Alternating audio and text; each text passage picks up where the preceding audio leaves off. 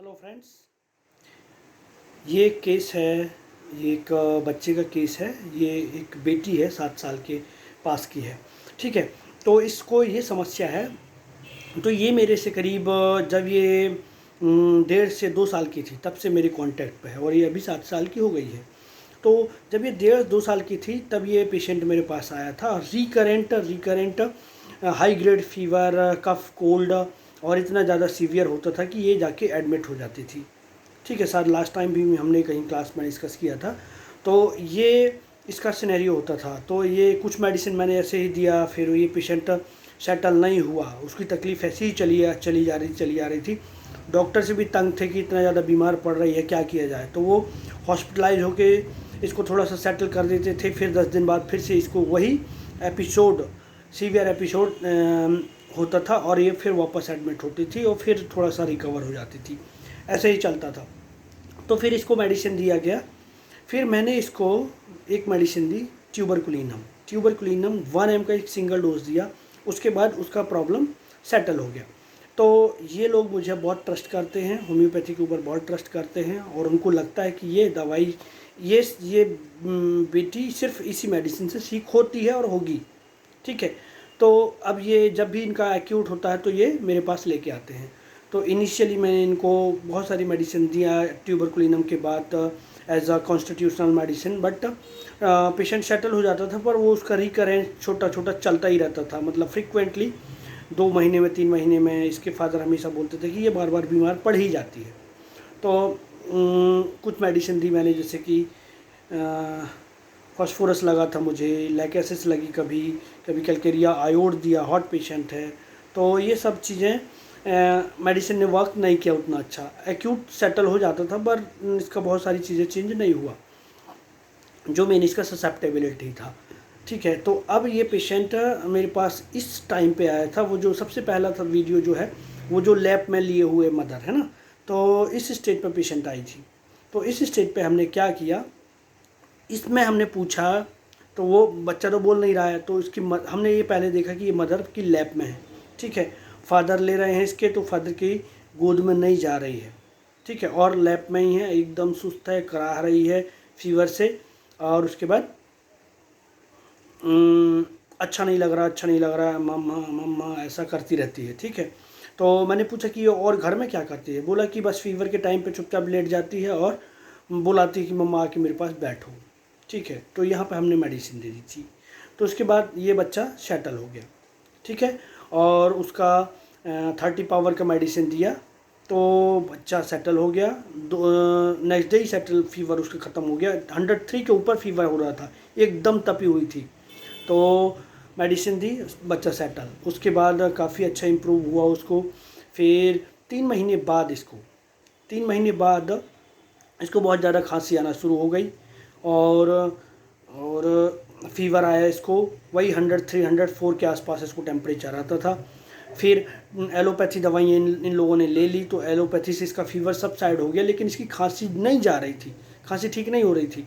तो इनने क्या किया, पीडियाट्रिशियन को दिखाया। तो इन पीडियाट्रिशियन ने कहा कि इसको ब्रोंकाइटिस है, जो खांसी ठीक नहीं हो रहा, तो इसको आप इन्हेलर दे दो। ठीक है। तो डॉक्टर ने इनको इन्हेलर दिया। इन्हेल करने के लिए ब्यूडिकॉट, लेवोलिन और ब्यूडिकॉट दिया। ठीक है। कुछ कुछ कफ साइरप दिए, और बाकी बहुत सारी दवाइयाँ दी थी, कफ साइरप, एंटी एलर्जिक दिया था। तो अब इनको याद आया कि वापस हमको उसी डॉक्टर के पास जाना चाहिए, मतलब मेरे पास आना चाहिए। तो ये वापस मेरे पास आते हैं, और उनको फिर उनकी जो ये जो बच्चा सेकेंड टाइम पे बोल रहा है कि खांसी ने बहुत ज़्यादा परेशान कर रखा है, और खांसी की वजह से खानी सोने नहीं देती मुझे। ठीक है। तो उसने जो टोटलिटी लिया, फिर से मैंने उसके घर में पूछा, तो उसने बताया, अभी इसने बताया कि गोद में रहती हूँ, जब मुझे फीवर आता है तो मैं गोद में रह जाती हूँ। ठीक है। और ऐसे ऐसे करके बता रही है, नहीं नहीं होता मुझे ऐसा, ऐसा करके ऐसा करके। ठीक है। तो ये एक इम्पॉर्टेंट ऑब्जर्वेशन है इस केस में। तो हमको इस चाइल्ड में, और अभी हम एनालिसिस करते हैं। तो सबसे पहले ये, जितना आपने ये सुना वीडियो में कि खांसी बहुत ज़्यादा आ रही है, सोने नहीं देती है, बाकी लोग भी नहीं सो पाते हैं, तो मैं परेशान हूँ खांसी से, ऐसे करके, और उसके बैठने का ढंग देखो आप, उसके बात करने का ढंग है, बहुत सारी चीज़ें। तो यहाँ पर भी हमने कुछ नहीं किया, यहाँ पे हमने क्या किया, एक दूसरी मेडिसिन दी, ठीक है। मेडिसिन से रिजल्ट नहीं आया, जो उसकी करेंट सिचुएशन को जो सूट कर रही थी मेडिसिन, उस पर मेडिसिन दी, मेडिसिन ने काम नहीं किया, ठीक है। फिर हमको याद आया कि हमने जो पुरानी मेडिसिन दी थी हमको वही देना चाहिए, तो जैसी मेडिसिन दिया उसका ब्रोंकाइटिस थर्ड डे ख़त्म, टोटल खांसी ख़त्म। मतलब इतना ज़्यादा खांसती थी कि रात में वो सो नहीं पाती थी, उठ उठ के बैठ जाती थी और रोती थी, ठीक है। तो ये उसके साथ चलता रहता था। तो जब दो तीन दिन तो मैंने वही दूसरा मेडिसिन दे दिया, फिर मुझे लगा कि ये मेडिसिन नहीं है, तो फिर उसको वही प्रीवियस मेडिसिन देना चाहिए, तो वही मेडिसिन ने उसको बढ़िया से काम कर, लेकिन थोड़ा सा पावर मैंने चेंज कर दिया। 200 दिया मैंने, 200 के 2 डोज दिए थे शायद, 2 डोज। उसके बाद ये नेक्स्ट थर्ड डे टोटल खांसी ख़त्म हो गई, ठीक है। ना तो इन्हेलर की ज़रूरत पड़ी, किसी चीज़ की कोई ज़रूरत नहीं पड़ी। अब ये है थर्ड टाइम अभी ये, अब उसके बाद से इसका काफ़ी अच्छा इम्यूनिटी हो गया, सब कुछ खा रही, सब कुछ पी रही है, खांसी बार बार नहीं हो रही, बार बार सर्दी नहीं हो रही है, ठीक है। मतलब ओवरऑल इसका इम्यूनिटी इम्प्रूव हो गया, और उस तरीके का फीवर नहीं आता है अब उसको, ठीक है। अब खांसी का जो भी एपिसोड है, जो भी इंटेंसिटी, वो भी इतना ज़्यादा नहीं होता है। तो अब ये थर्ड टाइम ये बच्चा आया, ये करीब 6 महीने बाद आई, ठीक है। पहले तो हर 20-25 दिन में इसको सर्दी होती थी, अब ये 6 महीने बाद आई। 6 महीने बाद उसने ये बताया कि फिर से खांसी हो गई है, और ये खड़े होकर मेरे पास मैंने बुलाया, तो ये इस तरीके से बात कर रही थी, ठीक है। तो अभी भी उसकी, अब इस बार उसका टोन देखो, फिर वही उसका एक स्टाइल देखो बात करने का, ठीक है। तो ये आपको समझना इम्पोर्टेंट है वापस, ठीक है। तो इसके बाद जब हमने इसको सेम मेडिसिन हमने दिया, अभी भी मुझे ऐसा लगता है कि शायद मैंने कुछ दूसरी मेडिसिन दे दी थी, लेकिन उससे नहीं सेटल हुआ, और अब मैंने वापस प्रीवियस मेडिसिन दी, लेकिन 200 में नहीं, सीधे 1 mg एक डोज दिया। नहीं सॉरी, हाँ 200 का मैंने डोज दिया था। इस बार मैंने गलती नहीं करी, सेम मेडिसिन दिया लेकिन 200 का डोज दिया। पेशेंट सेटल नहीं हुआ, खांसी आई रही थी। उसके बाद जब मुझे लगा कि 200 अब रजिस्टर हो गई है इसके लिए, तो अब मुझे इसका 1 m पावर देना चाहिए। जैसे ही 1 m का पावर दिया, दूसरे दिन वापस ये पेशेंट सेटल हो गया, ठीक है। तो अब देखिए इस केस में कि अब जाके बच्चा एकदम सेटल है, कोई प्रॉब्लम नहीं है। तो हमने इसका इम्यूनिटी भी इम्प्रूव किया मेडिसिन से हमने अपनी, ठीक है। तो ये देखिए आपकी ये जो सिनेरियो था पूरा केस, कि मतलब ये बच्चा हमारे पास से 7 साल से जुड़ा हुआ है, और अभी अब जाके वो सोरिक स्टेट पे आया है, वो ट्यूबरकुलर से लेके सोरिक स्टेट पे आया है वो, ठीक है। तो ट्यूबरकुलर स्टेट थी, मतलब ये इसको कहते हैं reverse order of the symptom, ठीक है। तो ट्यूबरकुलर डीपर स्टेट पर थी, अब हमने उसको ट्यूबरकुलर टेंडेंसी को चेकआउट किया। अब ये सिर्फ सिंपल ससेप्टेबिलिटी टू इन्वायरमेंट रह गया है, मतलब सोरिक स्टेट पर रह गई है पेशेंट, ठीक है। तो इन्वायरमेंट को रिएक्ट करते ही इम्यूनिटी उसका इम्प्रूव हो गया है, और जनरल जो सोरिक मैनिफेस्टेशन है वो आते हैं, ठीक है। अब देखिए, और ट्यूबरकुलर से साइकोटिक मतलब उसको ये जो कंजेशन हुआ था, ब्रोंकाइटिस इज साइकोटिक, क्योंकि इन्फ्लामेशन ऑफ म्यूकस मेम्ब्रेन और excessive discharge of mucous membrane, ठीक है। अब उसके बाद क्या होता है, अब वो डिस्चार्ज भी इस बार ब्रोंकाइटिस भी नहीं हुआ, और उसका इम्यूनिटी इम्प्रूव हो गया, और अब अभी सोरिक मैनिफेस्टेशन दे रहा है, सिंपल सर्दी और खांसी, ठीक है। तो ये एक, यदि आप राइट रेमेडी सेलेक्ट करते हैं तो इस तरीके से रिजल्ट आएगा। अब इम्पोर्टेंट क्या है कि हमको मेडिसिन क्या सिलेक्ट करनी है। तो सबसे पहले आप वो डल वाला वीडियो देखिए आप, जिसमें बच्चा डल है, ठीक है। तो उसमें क्या डल है और मदर की लैब पे पड़ा हुआ है, एक ऑब्जर्वेशन, सबसे पहला ऑब्जर्वेशन ये। दूसरा, उसकी मदर ने बताया, नंबर एक चीज़ कि जब आप के पास कोई भी चाइल्ड का पेशेंट आता है तो उसकी पेरेंट्स से, एक तो आपने जो आँखों से देखा, और दूसरा उसकी मदर का जो इनपुट होता है, उसके जो सबसे ज़्यादा मदर का जो इनपुट होता है वो इम्पोर्टेंट होता है, ठीक है, बच्चों के केसेस में। तो अब ये बच्चों के उसने क्या बोला कि मदर ने बोला कि ये पकड़ के ही रखती है मेरे को। तो पहला रूब्रिक था डलनेस ही ड्यूरिंग, ठीक है। दूसरा रूब्रिक था क्लिंगिंग चिल्ड्रंस मदर टू, ठीक है। Carried desire to be carried, ठीक है। ये 3 रूब्रिक लगाए थे। और मदर ने एक चीज़ और बोली थी, मम्मा मम्मा करती रहती है, ठीक है। तो ये विम्परिंग एक रूब्रिक है, मतलब ठुनठुनाना। बच्चे कई बार करते हैं ना, मम्मा मम्मा ये हो रहा है, ये हो रहा है, ठीक है। और पेट दर्द कर रहा है, ऐसे करके जो बोलते हैं बच्चे। तो इनके इस बेस पे मैंने उसको सिंपली पल्सेटिला दिया था, ठीक है। तो पल्सेटिला वो फर्स्ट टाइम 30 से उसका फीवर ख़त्म हो गया था, सेकेंड डे ही ख़त्म हो गया था। नेक्स्ट टाइम बच्चा आता है अब, तो जब ये सिटिंग में जो बच्चा बैठा है और वो बात कर रहा है, तो देखो अब वो किस तरीके से बात कर रही है, नहीं नहीं नहीं नहीं नहीं, हाँ हाँ, ठीक है, लेकिन बोलती भी जा रही है साथ में, ठीक है।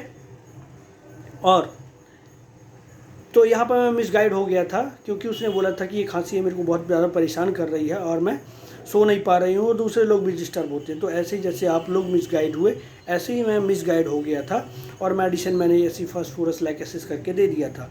लेकिन जब काम नहीं हुआ तो मैं वापस प्रीवियस मेडिसिन पल्सेटिला का 200 का डोज दिया मैंने, ये ब्रोंकाइटिस की स्टेज पे, और वो उसका ब्रोंकाइटिस सेकेंड या थर्ड डे ही सेटल हो गया था, ठीक है। तो यहाँ पे हमने जो सिम्टम लिए थे, अगेन वही, उसने पेशेंट ने क्या बोला देखो आप वीडियो में, कि जब मेरे को फीवर आता है तो मम्मा की गोद में रहती हूँ। तो ये जो है अभी इस टाइम पे पेशेंट ने क्या बोला, बच्चे ने क्या बोला कि मुझे आप गोद में रहती हूँ, और जैसे ही मैं फीवर ख़त्म हो जाता है तो मैं उससे उतर जाती हूँ। बाकी इतनी सारी जो बातें उसने करी, देखिए बच्चों की बातों पे आपको ज़्यादा ट्रस्ट नहीं करना है, ठीक है। बच्चों का जो एडाप्टेशन है वो इम्पॉर्टेंट है। बच्चे बहुत बातूनी होते हैं आजकल के, बच्चों में बहुत ज़्यादा प्रिकॉसिटी होती है। तो आप जनरली बहुत जो अच्छी स्टाइल में बात करते हैं, बहुत सारी बातें करते हैं, लगता है कि बहुत क्या क्या, आप जैसे इसने बोला कि खांसी इतनी ज़्यादा आ रही, खांसी मुझे सोने नहीं देती, मैं बहुत ज़्यादा परेशान हूँ। आप समझिए ये सब उसका लर्निंग बिहेवियर है, उसने सब बच्चे ने अपनी जो फैमिली में ये सब चल रहा है उससे सीखा है उसने, ठीक है। फैमिली में लोग बोलते हैं कि कितनी ज़्यादा खांसी आ रही है, इससे कितना ज़्यादा परेशान हो रही है, ठीक है, ऐसे करके बोलते हैं। तो ये सब बच्चे सीख लेते हैं, तो इसलिए हम यहाँ मिसगाइड हुए, हमने वो सब रूब्रिक उठाए। लेकिन इसका एडाप्टेशन क्या है, ये मदर की लैब पे जाके बैठ जाती है, मतलब वो वापस carried desire to be carried होना चाहती है और क्लिंगिंग चिल्ड्रंस मदर टू, ठीक है। और ये क्या है इसका, ऐसे करके मुझे तो बहुत पसंद है, ये क्या है, ये बच्चा कई बार उसने किया ऐसे करके। बच्चा तो मुंह से भी बोल रहा है कि नहीं नहीं मुझे ये सब पसंद नहीं है, हाँ हाँ ये मुझे पसंद है। ये एक जेस्चर है, gesture talking while head with, मतलब आप सिर को हिलाते हुए आप जेस्चर बना रहे हैं, ठीक है, मतलब हेड को हिला करके आप अपना जेस्चर बना रहे हैं, ठीक है। तो उसमें 3-4 मेडिसिन ही है, उसमें पल्सिटिला है। तो वापस इस बच्चे को पल्सिटिला ही दिया था मैंने 200, तो 200 से सेटल हो गया। अब आप देखो कि इसको, अब ये थर्ड टाइम, तो ये थर्ड टाइम पेशेंट आया, तो इस टाइम पे भी मैंने अब देखो आप इसका टोन क्या है, लेमेंटिंग, ठीक है, लेमेंट कर रही है अभी, कंप्लेन वो खांसी आ रही है, ठीक है। अब इसके जनरल वो थोड़ा सा कोको टेस्ट तो है ही, नखरे जैसे कर रही है हरकतें, ठीक है, और लेमेंटिंग कर रही है अभी इस बार, ठीक है। और थोड़ा सा अब वो शुरू में तो बहुत टिमिड थी, वो पास में नहीं आती थी, धीरे धीरे आती थी मेरे पास, अभी तो फैमिलियर हो गई है तो मेरे पास आ गई है, ठीक है। तो अभी भी इस बार भी मैंने बहुत ज़्यादा अच्छी टोटलिटी नहीं थी पल्सिटिला की, ठीक है। तो ना तो हमने खांसी देखी, ना तो हमने बुखार देखा, कुछ नहीं देखा। इवन हमने इस बार कुछ, मुझे तो लगा कि अब ये वापस हमको पल्सिटिला ही देना है। तो देखिए चिल्ड्रंस के जो केसेस हैं, इस बार भी हमने पल्सिटिला दिया और इसका फीवर ख़त्म हो गया, पल्सिटिला लेकिन 1 ml दिया है, ठीक है। तो कहीं ना कहीं इसमें सारी केसेस में पूरे जो तीनों फॉलोअप में पल्सिटिला ही है वो, ठीक है। तो अब इस बीच में कुछ दूसरा आता है, अब आप इसके बात करने का स्टाइल देखो, सारी चीज़ें कितने अच्छे से बता रही है। तो ये कम्युनिकेटिव नहीं, ये एक्चुअली प्रिकॉसिटी है पल्सिटिला की। पल्सिटिला अपनी चीज़ों को बहुत अच्छे से नरेट करता है, ठीक है, बातों को बहुत अच्छे से बताएगा, बात करने का तरीका बहुत अच्छा होता है क्योंकि प्रिकॉसिटी में है, ठीक है। और बच्चों के केसेस में ये मेरा पर्सनल एक्सपीरियंस है कि जल्दी से मेडिसिन चेंज नहीं होती, ठीक है, क्योंकि बच्चों में कंसर्न आएगा नहीं, डिल्यूजन आएगा नहीं, तो वो जो डिस्पोजिशन कैरी कर रहे हैं वो वही कैरी करते रहेंगे।